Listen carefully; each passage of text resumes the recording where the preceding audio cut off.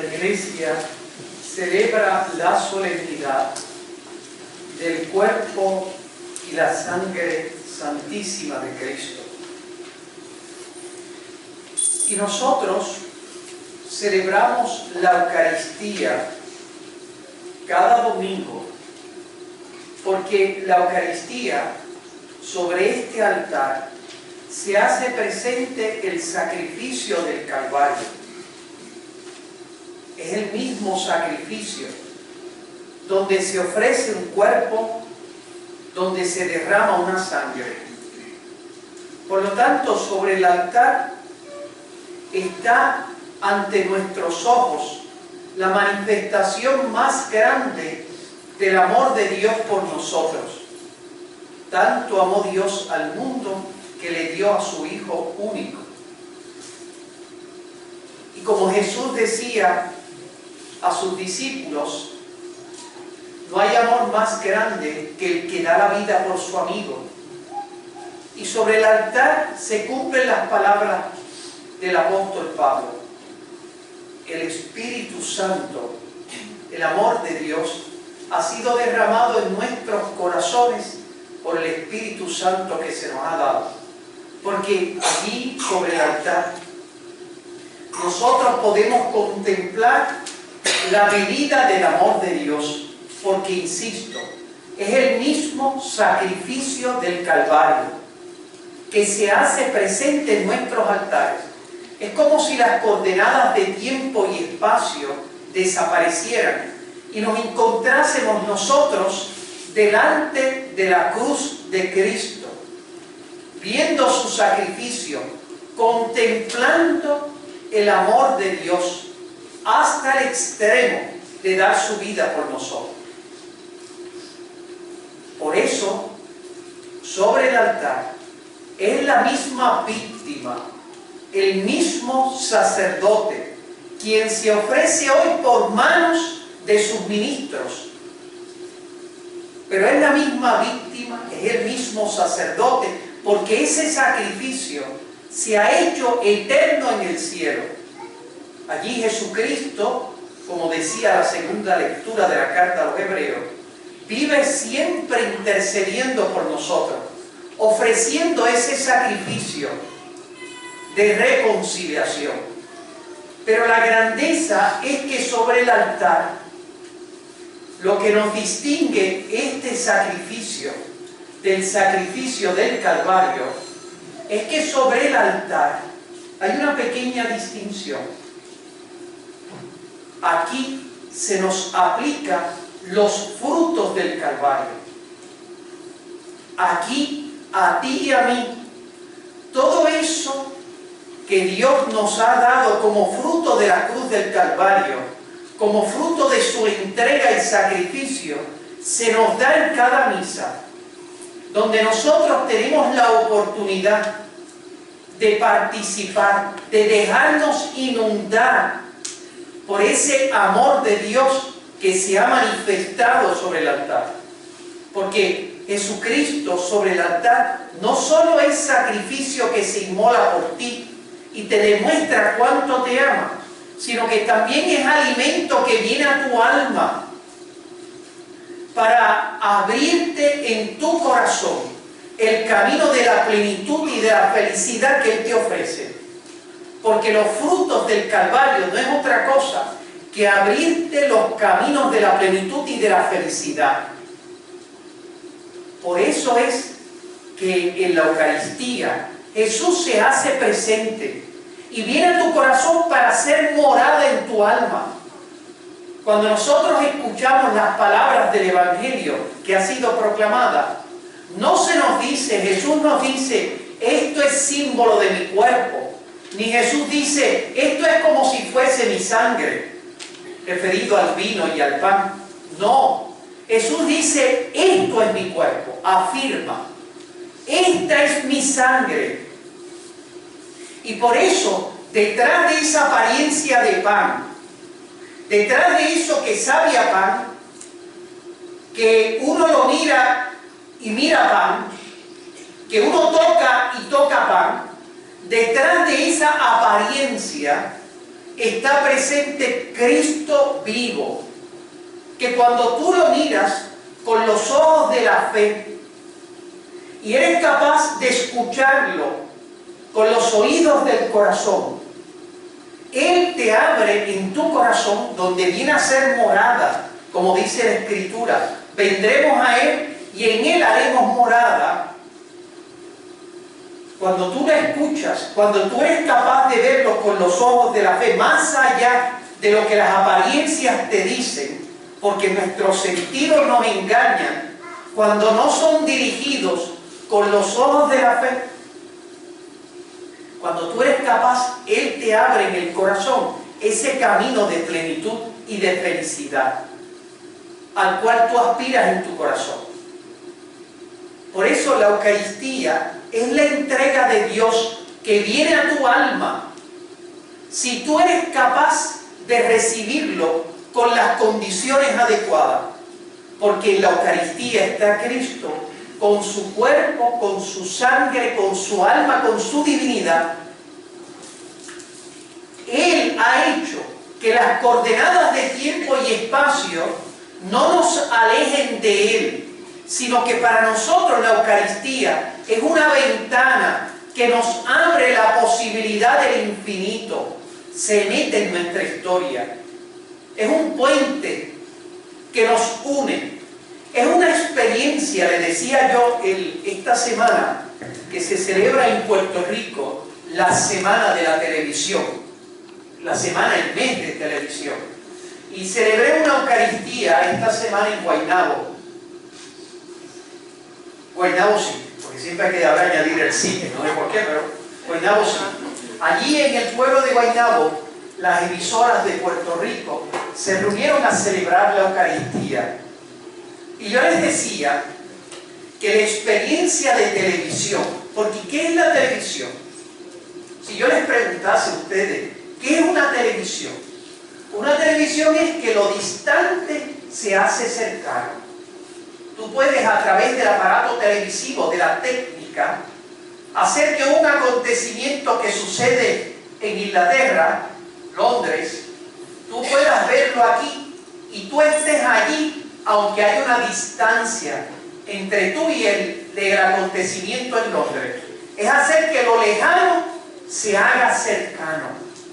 Esa experiencia que evidentemente cuando uno tiene Facebook o uno tiene todos estos medios técnicos, uno se puede comunicar incluso con las personas que ama, mantiene vínculos de solidaridad y de amor. Lo lejano se hace cercano. Y yo les decía, esa experiencia televisiva, porque eso es televisión no es el plasma que compramos. Eso no es, televisión es esa experiencia que hemos tenido como fruto de la técnica, que ya las distancias de tiempo y espacio, el hombre ha sido capaz de superarlas. Esa experiencia televisiva es lo que nosotros proclamamos en la Eucaristía, donde lo distante se hace cercano, donde las coordenadas de tiempo y espacio se superan. Porque, ¿y cómo lo supera Dios?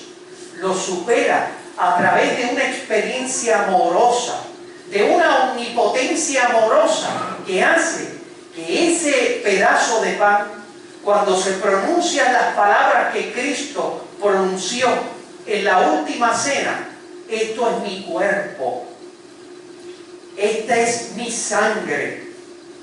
Cuando se pronuncian esas palabras de Cristo que no son del sacerdote, esas palabras tienen la capacidad de hacer televisión, de hacer que lo lejano se haga cercano, de hacer que el amor, porque lo que hace la experiencia televisiva en el fondo de Dios es el deseo de estar cerca de nosotros y de que nosotros podamos experimentar con los ojos de la fe aquello que Él dice en el Evangelio: yo estaré con ustedes todos los días hasta la consumación de los siglos. Y Él lo ha dicho. Y nosotros que tenemos necesidad, porque de alguna manera lo que le pasó a los discípulos de Maús, cuando en aquel camino decían ellos, no ardía nuestro corazón cuando nos hablaba y nos explicaba las Escrituras. pero sus ojos no eran capaces de contemplar al que se había hecho el cercano. La muerte no pudo destruir el deseo de amar que Dios tiene de estar entre los suyos, porque la Eucaristía es un signo elocuente, es una experiencia de televisión amorosa, por el cual Dios ha querido estar cerca de tu alma y hacer morada en ti. ¿Por qué? Porque sin duda el encuentro, que siempre es personal, porque la Eucaristía es siempre un encuentro entre persona y persona, ese encuentro, esa experiencia televisiva que tenemos nosotros en cada vez que recibimos la comunión y cada vez que se celebra sobre este altar ese misterio, de alguna manera Dios lo hace porque Dios quiere acercarse a ti como se acercó a los discípulos, decirte a ti en el corazón: sígueme, y que tú seas capaz de entregarle el corazón a través de la fe, entregarle tu libertad, entregársela plenamente, y Él te abrirá los caminos de plenitud que tu corazón aspira, de encontrar significado a cada pieza del rompecabezas de mi vida, de abrirme los caminos de la felicidad que el mundo es incapaz de ofrecerme, porque esa es la Eucaristía, experiencia de plenitud, de televisión, podríamos nosotros decir.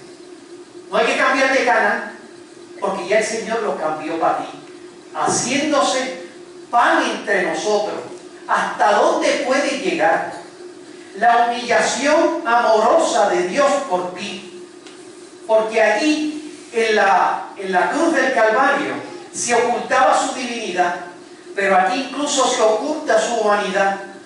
Se ocultan los ojos de nuestra carne, pero se hace patente y evidente a los ojos de nuestro corazón. Por eso es imprescindible que cuando tú recibas la Eucaristía, esa experiencia de televisión, lo lejano se hace cercano, porque es el mismo Cristo que caminaba por Tierra Santa y tocaba a los enfermos, el mismo Cristo que perdonaba a los pecadores, que predicaba, que daba consuelo. Es ese mismo Cristo, no otro. A veces nosotros soñaríamos cómo me hubiese encantado ver a Jesús en los tiempos de Tierra Santa, en los tiempos del Señor. Pero si todos los tiempos son del Señor, si tú tienes ahora la oportunidad de estar con Él, en una cita a solas con Él, de sentir como los discípulos de Maús arder tu corazón, porque Él se te oculta para hacerse presente, se te oculta porque Él quiere que tú lo veas, se te oculta porque no hay otra manifestación más elocuente de Dios que en el sacrificio del Calvario y en este alimento que se nos da. Por eso es imprescindible que la Eucaristía, nosotros recibamos la Eucaristía en estado de gracia, que no es otra cosa, en estado de comunión con Dios. Porque Jesús viene a nuestra alma. Y si tú no estás en estado de gracia, de comunión con Dios, y lo recibes en estado de pecado mortal, es como si fuese, Dios se acerca a ti y tú quieres ir en otra dirección. Vas en dirección contraria a donde Dios te quiere llevar. Porque Él se acerca a ti para decirte: sígueme, para intentar seducirte el corazón a través de la Eucaristía, de esta experiencia donde lo lejano se hace cercano. Si tú estás en estado de pecado mortal, la Eucaristía, en vez de acercarte a Dios y de abrirte los caminos de la plenitud y la felicidad, dice el apóstol Pablo, comes y bebes tu propia condenación. Utilizando una expresión curiosa que es de la tradición penal romana, que cuando alguien era condenado a muerte, se le hacía comer su propia condena. Se le hacía comer el papel de su condena. De alguna manera lo que nos está diciendo es que quien recibe a Cristo con el corazón cerrado por el pecado grave, no en comunión con Él, es decir, no en deseo de entregarle mi corazón, sino con el corazón cerrado, añade a su vida un pecado más que se llama el de sacrilegio. ¿Por qué? Porque si yo le digo a Jesús que venga a mi corazón en la Eucaristía y yo lo tengo cerrado por el pecado grave, es como si yo le dijese a un visitante, a un amigo, visítame en mi casa, y cuando llega a mi casa, las puertas de mi casa están cerradas. Eso es una afrenta. Eso es lo que pasa cuando nosotros recibimos el pecado grave la Eucaristía. Por eso, cuando uno tiene conciencia del pecado grave, primero tiene que acercarse al sacramento de la reconciliación, al sacramento de la confesión, antes de recibir la Eucaristía. Pero si yo estoy en pecado venial, si yo, por ejemplo, estoy vago, si yo peleo con mi mujer o la mujer pelea con su marido, si yo, por ejemplo, en el trabajo me robo 3 lápices, etc., eso la iglesia lo llama pecados veniales, fruto de nuestras debilidades. Sin duda, eso no nos hace plenamente feliz, porque si bien el pecado mortal lo que hace es que el hombre se expone de espalda a Dios, en vez de seguir el camino de la felicidad, el hombre decide: yo quiero seguir otro camino, porque yo me quiero construir mi felicidad sin Dios. Ese camino termina en el infierno, que no es otra cosa que querer construir su futuro de felicidad sin Dios. Eso es infierno. El infierno no es que el hombre llega allí por carambola, ¿verdad? Yo me desperté, ay, estoy en el infierno, pero si yo no quería estar aquí, ¿no? Los que están allí quieren estar allí. Y su infierno es precisamente no poder ser feliz sin Dios. Dios te ofrece el camino del cielo, que es camino de libertad. Pero el pecado venial es de alguna manera yo conformarme, que en vez de yo comerme los 4 pedazos de la pizza, me conformo con 2 pedazos y no disfruto todo lo que yo pudiera disfrutar. Es por lo tanto debilitar mi amor, mi capacidad de gustar y ver qué bueno es el Señor. Dios me ofrece ser feliz en abundancia y yo me conformo con ser feliz mediocremente, porque no puede ser feliz quien es chismoso y cizañero. Tal vez eso no es pecado grave. Mira, mira esa vecina, siempre tiene esa peluca, qué cosa más fea, etc. O la otra, etc. Mira este vecino, etc. Nunca se cambia esa camisa, varía, etc. Porque a veces somos así. Vamos atentando contra la caridad. Que uno, en vez de buscar defectos, debería encontrar en los demás, que siempre lo hay, virtudes. Hay gente que tiene como que ese ojo biónico, siempre está viendo el defecto de los demás.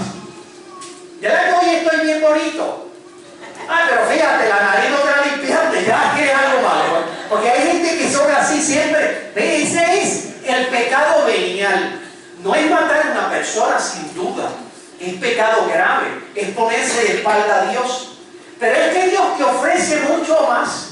Y nosotros nos conformamos con las migajas cuando Dios nos está ofreciendo el pan de plenitud, de felicidad. Los santos son los héroes de aquellos que se han dejado inundar por Dios plenamente. No se conformaron con las migajas, querían todos los 4 pedazos de la pizza. Por eso, cuando hay pecado venial, ¿uno se puede acercar a la comunión? Claro que sí, porque la comunión es como el movimiento contrario a lo que es el pecado venial. El pecado venial me está diciendo: ve lento, ¿para qué tú esforzarte tanto? Sí, ve lento. Es más, déjame yo, mira, mientras está predicando el Padre, déjame yo ver el celular, a ver qué es lo último que digo allí, etc. Eso es un pecado venial. Casi raya acá, está rayando, no lo diga, ¿verdad? Que queda venial. Exacto, queda venial. Pero evidentemente uno uno se conforma en vez de escuchar la palabra que es proclamada. Digo, no hay nadie aquí en este momento, no lo estoy diciendo por nadie, no estoy tirando una bulla ni una indirecta. He dicho nombre yo, no he dicho nombre yo. Pero evidentemente el pecado venial lo que hace es que cuando yo me acerco a la comunión, él va quemando esa mediocridad. Porque cuando Jesús se mete en el alma, no la deja igual. Cuando Jesús viene a tu alma con su cuerpo, su sangre, su alma, su divinidad en la Eucaristía. Por eso la Eucaristía debe ser recibida en estado de gracia. Por eso es la misa dominical. Por eso es la importancia de nosotros tomar en serio este compromiso de amor. Porque aquí no es Dios que se quiere imponer. En la misa dominical Dios no saca nada. Los que nos beneficiamos de este diálogo con Dios somos nosotros. Porque, como dice la Escritura, no solo de pan vive el hombre, sino de toda palabra que sale de la boca de Dios. No es solo cultivar el trabajo. Ahora ustedes ven los partidos políticos que nos hacen propuestas de futuro. Qué sé yo, más policía, o más cárceles, o etcétera, o llenar de rejas, lo que sea. Nada de eso es eficaz si nosotros no reconocemos lo que cada domingo de alguna manera se nos está proclamando. Que el hombre tiene necesidad de cultivar esa relación con Dios. Porque esta crisis que nosotros tenemos de sociedad no se soluciona simplemente con soluciones a mitad. Llenar de cárceles el país, poner más policía o leyes más represivas o llenar lo que sea. Eso no es lo eficaz. Aquí la eficacia está precisamente en que el hombre descubra que hay un aspecto de su personalidad humana que solo puede desarrollar relacionándose con Dios. Porque esta crisis social también es una crisis de Dios. Y ese espacio de Eucaristía es cada domingo. Y es curioso, siempre tenemos excusa para no venir a misa el domingo. Siempre. Somos capaces, todos nosotros, de hacer una lista de prioridades. Y entre nuestras prioridades no está Dios. Y por cualquier tipo de problema, porque evidentemente quien no puede venir a misa el domingo, puede cumplir el precepto dominical en sábado por la tarde. Y por lo tanto, si no es que Dios, porque a veces nosotros pensamos, Dios es incompatible con mi felicidad. Dios no es incompatible. El domingo puede ser un día extraordinario, en que nosotros, por ejemplo, hoy que era un día hermoso, hoy yo salí a correr 45 minutos. Corrí extraordinariamente bien. Tuve que estar 3 horas, el calor era intenso, pero era buenísimo. Uno salí corriendo por aquella pista, ¿verdad? 45 minutos, buenísimo. Dios no es incompatible con eso, ¿verdad? Con el correr. Dios no es incompatible. Los que lo hacemos incompatible somos nosotros. El domingo puede ser día de estar con la familia. Saca tiempo para dedicárselo a Dios en este culto de Eucaristía, para congregarte y elevar tu corazón a Dios y recibirlo en la Eucaristía.